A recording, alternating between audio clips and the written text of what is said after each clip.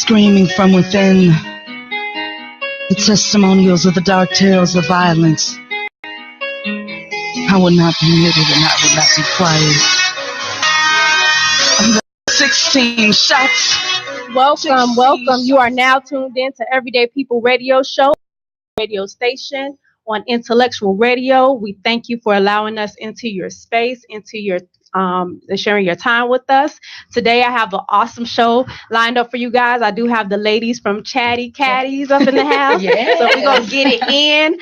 First, I do want to give a few announcements. First,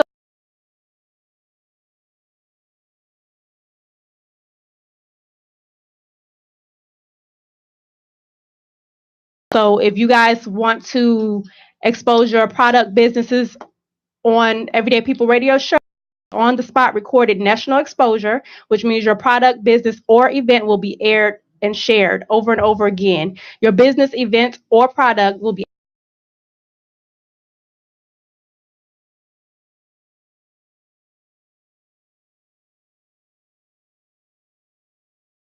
all about people, connection, love, peace, and humanity. To contact me for your promotion, sponsorship, or donating, you can contact me on Facebook under my name, April, spelled just like the month, Deshawn, capital DE, capital SHAWN. You can email me at SUNUP, the number 2, SUNUP at gmail.com. So sun up, the number 2.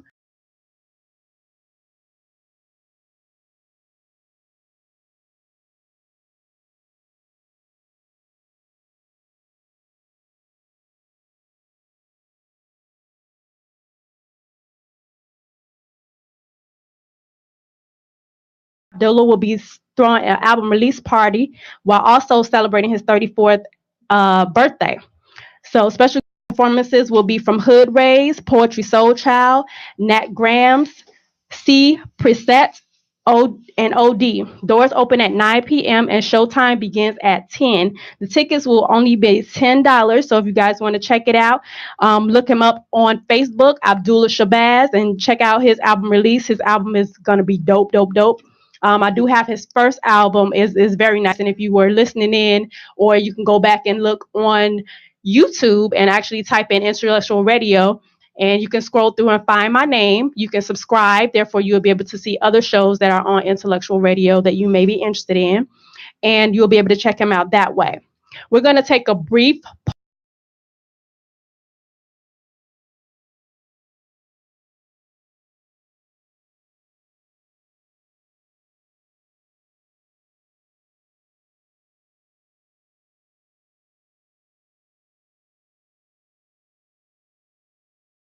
And I will not be quiet. I'm got the 16 shots. 16 shots that ring out. At least that's my count before it stops. 16 shots. 16 shots hot from Glocks that continue to pop like the old school candy pop rocks. While moms are sitting at home with empty pots and wondering, for me and my babies, is there a way out? 16 shots with lead that's hot ring out like thunder shocks, and slowly more of our young drop. Sadness overcomes the villagers as they cry out, while others in denial don't even go to the window to look out, oblivious to these events until the ricochet enters their house from the seeming to never end shots that ring out. 16 seems like it's one for each year of the young that fall with loved ones and moms whose cries scream to what seems like a deaf political ear. We need rescue. How much do we have to add to the death toll of the murders that fall on the young and unknown, taking away any chance or opportunity to grow? They're being cut off in their vigor before they get grown, broken pillars. Most don't picture a junior or senior prom, cause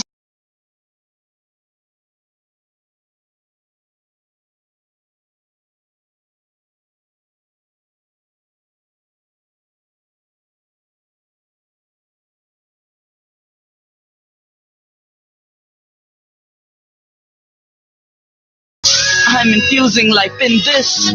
I'm declaring a peace on the violent thinking. We used to sing spirituals.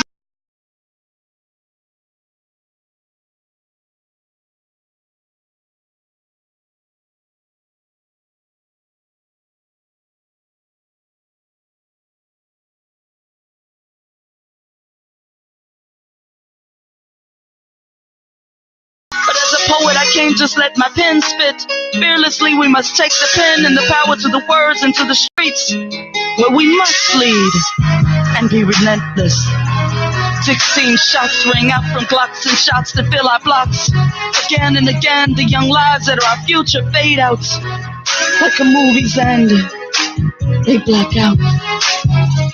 We can stop the shots from ringing out if we just bring out healing. Let it vibrate and radiate a shine of peace and love, taking out hate and torment.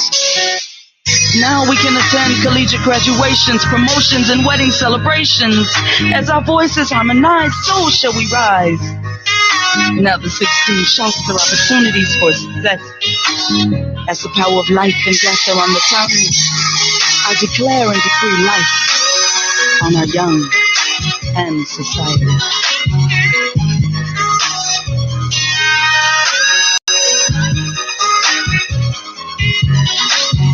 Welcome back. You're now tuned in to Everyday People Radio Show, an iHeart Radio station on Intellectual Radio. We appreciate you for allowing us into your space and taking time with us today.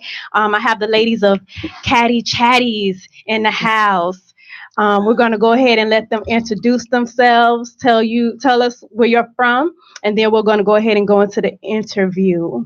Okay. My name is Candy. I am the executive producer of Chatty Catties. I am from the South Side of Chicago, and I'm really happy to be here. Happy to have you. Thank you. I am Kendra Michelle Boyd. I am from the North Side, Evanston, and I'm one of the panelists on the Chatty.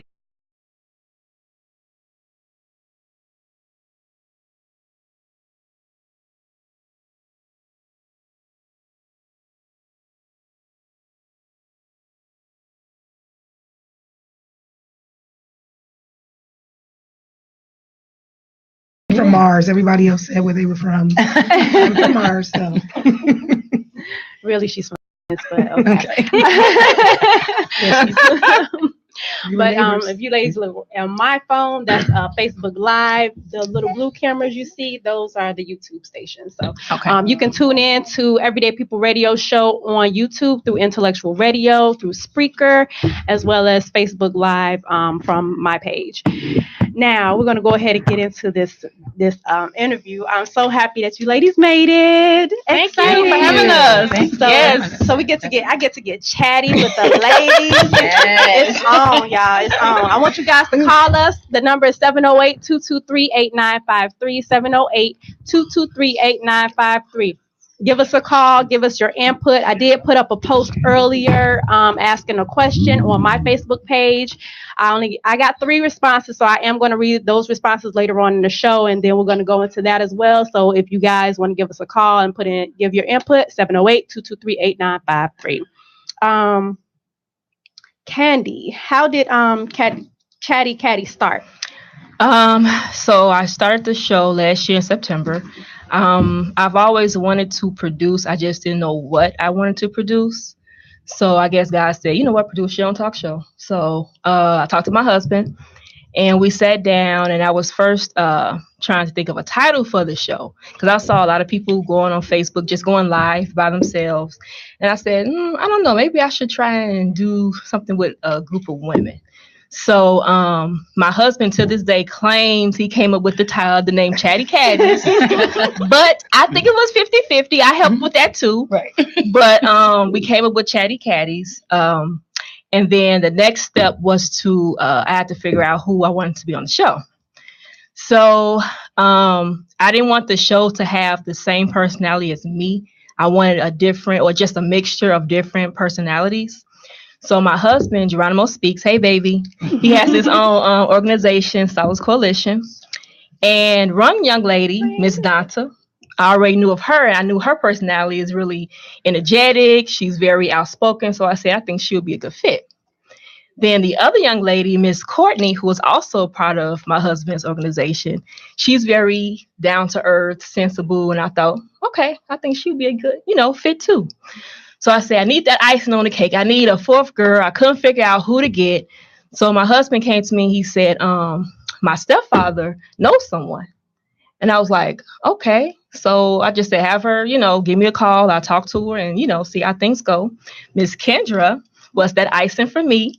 I talked to her, got a good positive vibe from her. She's more of the hair, makeup, kind of sassy type of the group.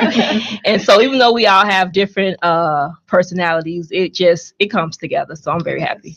Awesome. I'm glad you gave that input, because I was going to ask you, how did you come up with who you were going to have on your panel? Like, you guys are all amazing and awesome. Thank you. So that's beautiful. So you were the last piece. The last piece, the pick of the litter, so to speak.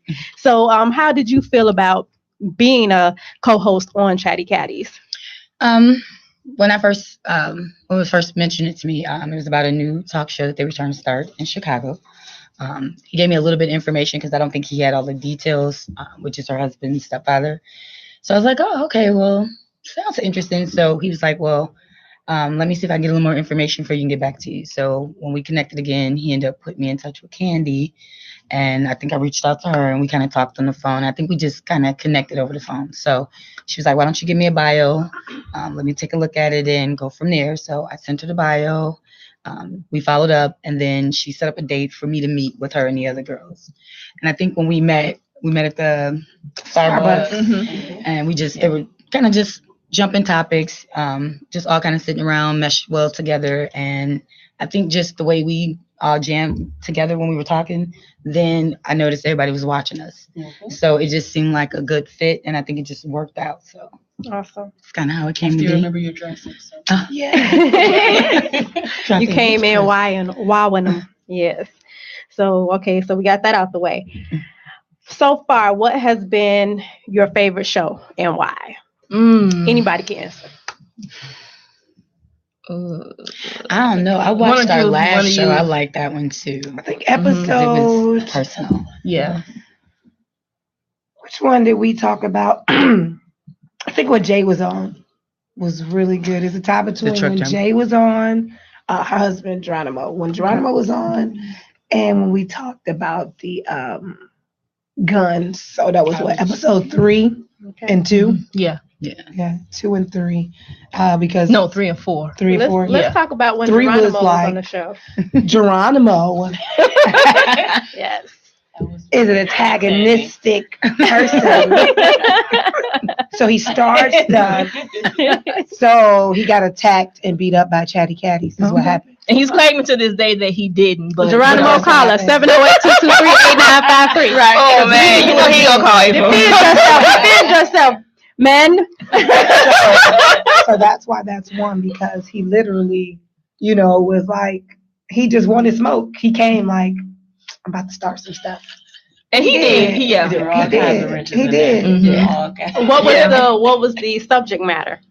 How well should you know your mate before you get married? Yeah, before he or she puts a ring on it. How long to put a ring on it. And then the $24.99 ring was trending at that point. So the conversation, everybody was saying, can't get me that ring, or girl, I don't care if I get a ring. So that's how the topic started. It was really good. I think he gave a very good, Anyway, he gave a good perspective. What was his perspective? Yeah.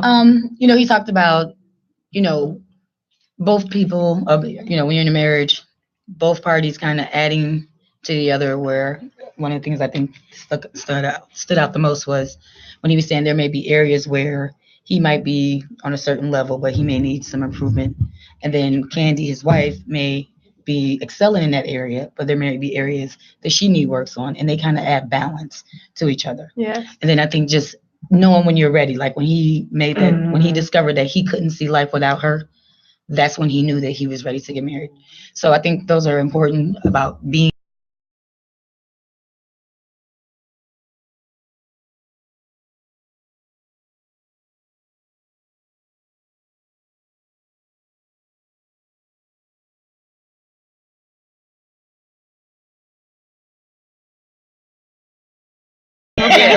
How do you know, or like what is the time frame, right? And being ready, can you really be ready in 6 months, or does it take X amount of years? And I was like, well, look, you're not wasting my time. Instead of shopping for 2 years, you're not gonna keep. I'm shopping for 2 years. What?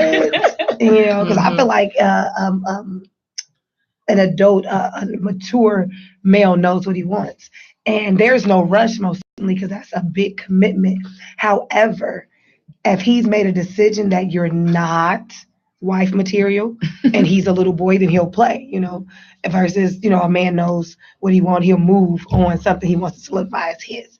You know what I'm saying? And I don't think, you took, so like I said, with you growing up, y'all growing up together, y'all got together young, that's understandable. Like, hold on, I want to breathe, we get there. But if you guys are mature adults, you don't tell me that this 45-year-old man going to take 7 years to figure out, man, you done been out here shopping. Yes. You know what you're looking for. Absolutely. And it ain't it, and you just holding on because you being selfish for whatever that case may be. So a mature male, I'm not talking to somebody, I think like anywhere from like 27 down, they get to play as long as 30. They want to. Once you get 30, 32 and up there, man, you should have seen what there is to see and know what you're looking for and know when you ain't got it. And some people have been together, for years. Mm-hmm. I was just a type where I was not going to wait. Mm-hmm.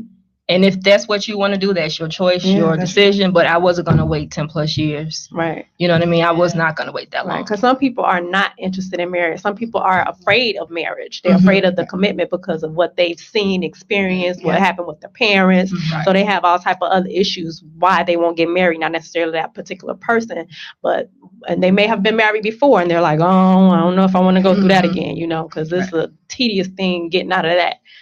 And that's okay. Y'all just have to be on the same page of when you came into this, hey, I don't think marriage is something I want to do again or something I want to do at all, Right. And that's on that other person to continue with the relationship. I think one of the things of what we came to is what best fits whatever works for you and your mate, that's what you do. So one of the things I like that he said, he was talking about how men see marriage versus women. We see it as the family. Oh my God, we're so excited. They look at it as if they're losing something, like their freedom. So we have two completely different perceptions of marriage. So that was something I think was good that he touched on from a man perspective. Because I never knew men felt that way. Only thing I don't agree with is that when you see marriage for like what it is, and not even coming from female perspective of the glitz and glam and big wedding, all that stuff. But when you see actually having a life partner, and when you think partner, you think team, and you think work together. Yeah. You know what I mean? When you get the essence of that, because life is hard freaking work. You know what I mean? And it's more than having somebody to be booed up with and to legally have sex. Legally, spiritually speaking. Right. But that partner, you know what I mean? It makes that, because everybody, I don't think it's just a male thing to think that commitment is some type of loss of your independence and your freedom. Absolutely. You know what I mean? But it's like when you realize that you're actually gaining something that is like, if you were playing like a board game and you get to a certain level, you get to add this added weapon that you didn't have before. You know what I mean? So instead of you thinking about losing, you're actually gaining. So yes, that's absolutely true. So Candy and Courtney, you're the two that are actually married. Yes. Okay, so growing up as a little girl, is that something that you always dreamed about, being married, having a wedding, having a husband, having children? Did you have like that fairy tale in your head when you were younger? Courtney, you want to answer? Is that something you thought about? Both of you need to answer. My first response to that when you were no. Okay. was I didn't think I would have kids. Marriage was definitely something, I thought was supposed to happen. It wasn't necessarily something that I thought that I had to do, but I thought that was like the process. You get older, you get a job, you get married, you have kids. I thought that was just the stages of life, but older, I'm glad I did it. I'm glad, I don't regret anything I've done, but no, it wasn't like something I dreamed of, So the white picket. Yeah. What about you, Candy? I agree with what she said. It's not something that I felt as though it was something that you were supposed to do when I was younger. Mm-hmm. But then as I got older, it was to the point where I did want a husband. I didn't want to to be honest, I didn't even think about kids like ever. But I've always wanted a husband. I've always wanted a career. So those are two things that I did want, which I have. So my thing is just, the whole baby thing. Okay. Yeah. When you say your thing is that does that mean that your thing is you want it, or that thing is like you don't know if you want it? It's half and half. You're My getting husband, there. yes, I'm not getting any younger. It's okay. But my husband, take your time. my husband definitely wants kids, and I'm okay without. You're gonna have triplets. No, I'm just kidding. Oh my God, April, do not do that. Sandy's gonna do it one time. Okay, I'll babysit and send them right back home. You can keep baby. I'm gonna send them right back home. See, that's the beauty of it. They're not yours. You send them back. Absolutely. But I'm getting there though. I'm getting there. Triplets, I'm not babysitting that. So they bigger. You gonna have to piece them off. We're gonna have a play date. That's fun. That's fun. Poopy diapers all day. Triplets are fun. See, I'm kidding. This one waits. This one Right. Yes, I had to deal with twins when I was younger. So Snapchat pictures. This is what they good my for. little I was cousin. gonna say, oh, that's cool when you have a choice. Now you, Candy, you are married to an award-winning artist who is the founder of Solid Souls. Solid Souls. I'm glad that you allowed me to do that. 'Cause when she said that Yes. first, you know, I was like, why didn't you do it? I heard you over there. It's like ingrained. Geronimo, get her. You heard her, right? Now, you guys have a quote: "No grind, no shine." Can you elaborate on that precept? You know what? When my husband started saying that, I was like, man, that's what's up. And now he has me saying it, and I have this thing where I say, my grind not gonna stop, my shine not gonna stop. So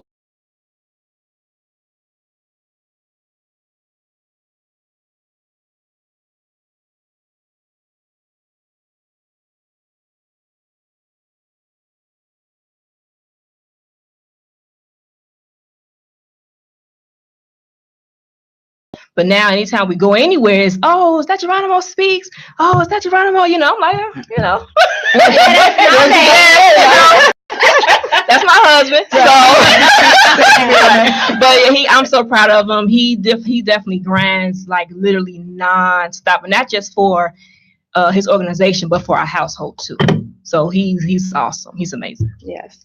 I love to see people happy, excited, successful. I just love love. So I think it's extremely important and beautiful when you and your significant other have a complete open communication dialogue. You can encourage each other. I know sometimes it does get hard or weird in life, and you may be having a difficult time, and you all tend to encourage others. Yes. So what do you do when you're not necessarily feeling encouraged or things are not going great? What do you do to continue your shine and shine through the storms and bring joy and support to others? I definitely keep God first. Now, I'm sorry, that question is for everybody because I know you all are a part of Solace, except for Kendra. But how do you do that? Like, what is some of the things that you do? Yeah. I mean, no, I'm just saying. I'm inducting people into Solace on the spot, John. Get to right. What a I definitely keep God first, because even with this talk show, you're not gonna have the support of everybody, family and friends, and that's okay. But I keep pushing. This is my passion. This is my career. I take it very seriously. It's not something that I'm doing that's a hobby. It's my life. So I just keep pushing with it. I'm new to the whole producing side of it. I'm still learning things as I go along. So my husband is definitely my biggest supporter. He pushes me, and like I said before, I see how hard he works, and that motivates me. That definitely inspires me. So I just keep pushing myself to the point where someday I can retire from the show and enjoy the fruits of my labor. So. Okay. Are you going to be writing a book or anything? I'm actually a playwright. So I'm going to be producing my very first play next year. Right now, I don't even have the time to do it right now, but the script is already done. So I just got to have auditions and, find a location, things like that. But my play will be starting next year. You already said I'm going to be in the play. Yes. There you go. Yeah, let me know. Showing up prima donna too, like that role right there. That's what I want. That's me. You already know that's me, girl. Chat. Right. So I haven't watched every episode of Chatty Catties, but I realized that you guys talk about a lot of different things, a lot of different topics. Has there ever been a topic that you all decided not to talk about, or something that may have you guys on pause, like you're not sure if you want to talk about it? Has that ever happened? I don't think so. There was something that we didn't want to talk about. Wasn't it the last show? Was it? I think we. I don't think so though. We talked. We talked. We we're just pretty try open. not to talk Right. about, Was it something that name drop? I religion and think name was drops, a big thing that came up from our first show. From my first show, it's just name dropping. Wasn't other than that, I don't think we celebrities and things. Yeah, that was just as long as we like have the facts of it, or if you're voicing your opinion, it's okay. Well, like last night, somebody brought up a particular artist. Who everybody is kind of, down with him right now. And I politely told the person who started, I ain't got the juice. I was like, well, first of all, he like all Florida orange trees. And I'm like a 10% gallon of pint juice, you want to smoke. So like you have to pick and choose your battles, because you just have to pick and choose, your battles. Don't throw no stone when you don't want no stone to come back. Okay. And to me, when it did, resonate that we don't want to be, we're not a basement talk show where we don't want anybody to see it. We want them to see it. And I don't want your fans or you to have a problem with me that will prevent me from going where I'm trying to go, because it's just not worth it. We're trying to reach everybody. I'm friends with everybody. You know what I mean? So I think that's why we don't name that. So just try not to go into ruffling feathers of other ruffling feathers. I mean, because that's just like people who follow Chatty Catties. You know what I mean? They should be loyal to the point where it's like, you offend them, you offend me. Yeah, you're right. I want those type of fans, so I'm definitely not mad. So you keep it respectful, basically. Right. Yeah, I think the show we did on Before Marriage. How long should you wait? I think that parlayed from a bunch of different things. We were throwing ideas out there, and like Dante was saying, we want to reach everybody. We want to be able to everybody to be able to relate to the different person, because we all have different views. So and we're not judgmental and closed-minded. So it's like I always give this like little thing, like I don't want to ever walk past your house and look in your window and decide what's going on from the scenario I just seen. I have no idea what's going on in your house, so I don't have the right to pass judgment and decide what you should and shouldn't be doing and how you should be doing it. And as a society, that's what we do. We'll look and don't know nothing, and we just gonna make a definitive decision that they're right, they're wrong. And it's like, how you know though? Like, you got this much. And I think that's what makes this mixture a good mixture, because we have different viewpoints. When we talk about what we're going to do before the show, we throw out ideas and we discuss it way before the show even airs, before we even get on into the studio. So I think that those different viewpoints, us being from all kinds of backgrounds and different lifestyles, helps a lot. Yeah, like the gun conversation. I was the only gun holder, and I told them they was some punks and they was gonna need me because someone the other day asked me, are we a male bashing show? We are not a male bashing show. No. For that correction, we do not bash the males. We just they married. The last time we checked, we love men, so don't bash we support our men. If anything, I would get your girl into shape. You know what I mean? I'll help her get right. I'll get her right, cause. Okay, so let's go ahead and talk about the issues of the teachers having guns in the school. What are your thoughts on that? That was the conversation. That's the one, right? You said that you were down with that. Are you down with that? I'm down with my First Amendment right to bear arms, and I'm down with everybody else's First Amendment right. I'm sorry, we have a call. You're on the air with Everyday People, April Deshawn and Chatty Catties. What's your name and where you're calling from? What's up, y'all? Hi, how are you? This is Mr. Corey. How y'all? Hi, Corey. Hey, Corey. I'm checking out the show. If it ain't the most talented women in the world in one place, I don't know what to say. Man, amazing show. Thank you. I'm proud of you guys. Thank you so much. I'm definitely proud of you, April. You've been turned into a beautiful butterfly. Look at you. Like I thought you would. Earl says hi. So, y'all, I'm proud of you guys. Thank you. Doing an excellent job. The best producer said hi, Earl Winfrey, and I must say, Earl, I said what's good. How you doing? He's good. He's all right. I had to call in when you got all you amazing women. You know, amazing women in one place. Just let you guys know, you guys are revolutionaries. You guys are changing this game, shining bright, and the community needs you.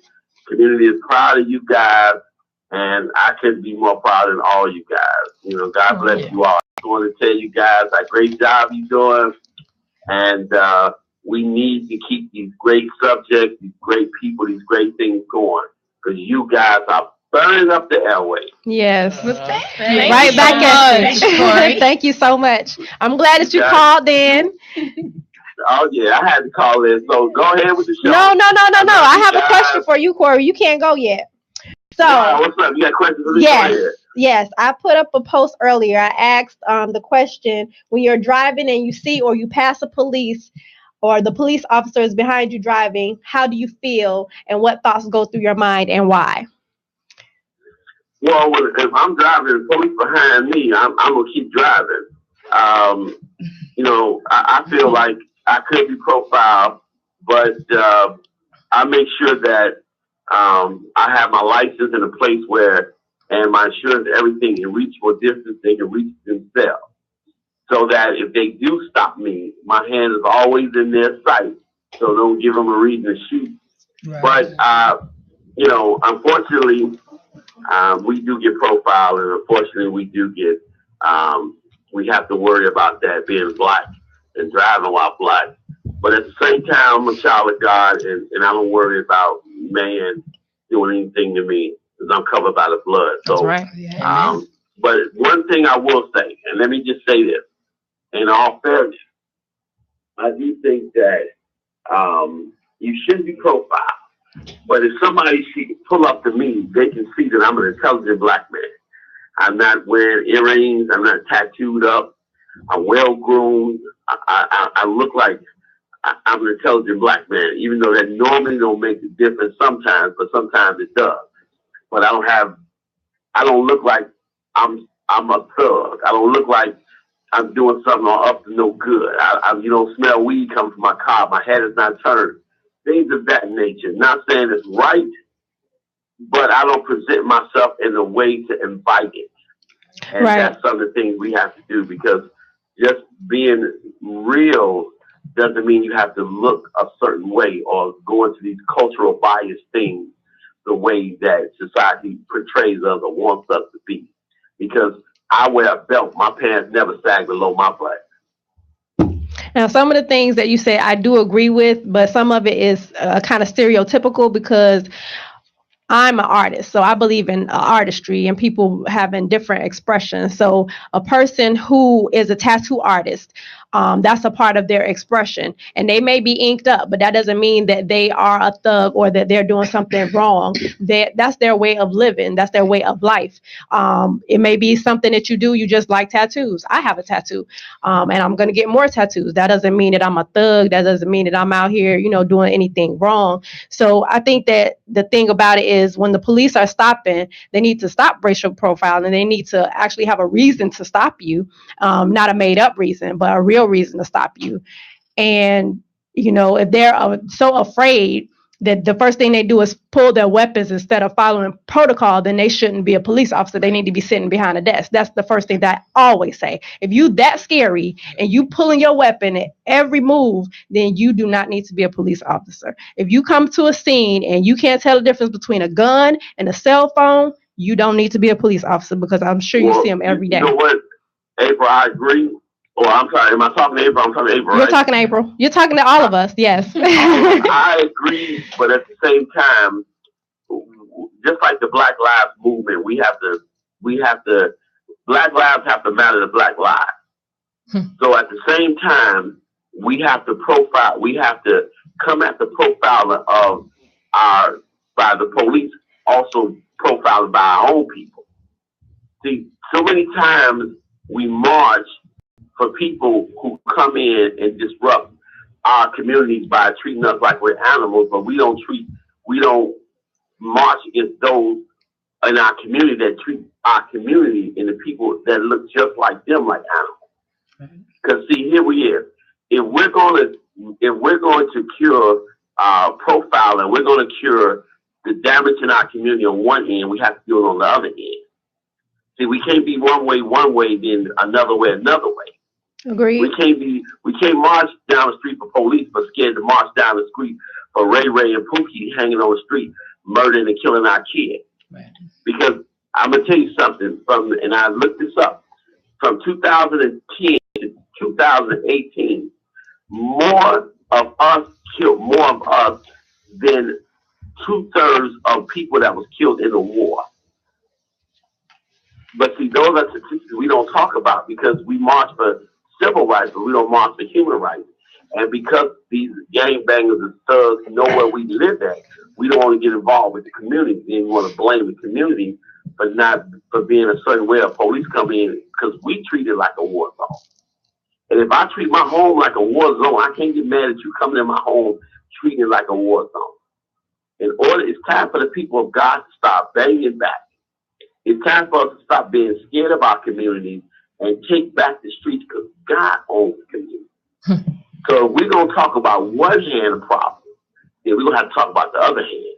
Yes. And that's us combating against the police and the black people that want to kill each other. Because I don't want to be murdered by a police officer or another black man. Right. Absolutely. So that's my point. Well, I greatly appreciate you and I thank you for calling us and giving us your point of view. You're always awesome and you're always welcome. So we're going to talk about that when you come in on Everyday People Radio Show. That's all I'm trying to find out. Okay. So I'll be hitting you up about that. We'll talk a little bit later. We'll talk a little later. We'll set up something. Definitely. All right. So we'll talk to you soon. And I want to be on Chatty too. Don't think I ain't going to be on Absolutely. Sure. You know we got you. We got you. Absolutely. All right. Love you guys. I'll talk to you later. You too. Thank you. Blessings. All right. Bye. Hey, we had a caller today.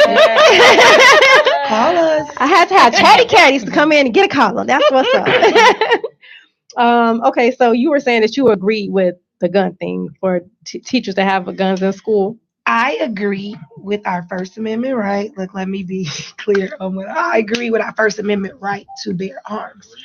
I in no way agree with mandating teachers to become security guards, armed security guards. No. I in no way believe that guns. Thank you for calling. You're now tuned in to Everyday People Radio Show with April Deshawn and Chatty Catties. Hi. What's your name and where you're calling from? This is Mr. Opinionated. How are you? Hi. How are you? Yay. What's going on? How you ladies doing? We're good. Awesome. How are you? I'm doing great. I'm headed on to the gym, but I wanted to tune in to today's show. Yes. Thank you. Posed the question earlier. Yes, and I appreciate you for responding. Opinionated response was, as a black man, I get nervous because even though my things are legal, I know that I'm a target for abuse and murder from the police. You want to elaborate on your comment? Yeah, what's funny is that, like, as a community worker, and I work with a couple of nonprofits, I work with the police on a regular basis in the community. However, given the history of the police and the things that we've been through, when I hear a siren, it's an internal thing that even though license can be good, I can have insurance, it's like a switch flips in me. Well, I'm automatically nervous because basically of what's been going on in our country and what goes on in our community. It's just an internal thing, like a PTSD, that you just know that there's a possibility that you're going to be pulled over or killed because we're targets. And I work with police like on a regular basis for community safety and things like that. And I've sat in community meetings where residents and police have talked about solutions. And I've heard the things that they've said and the facial expressions that they make on certain topics. So that's the feeling that I get. It's just an automatic feeling when I see siren behind me.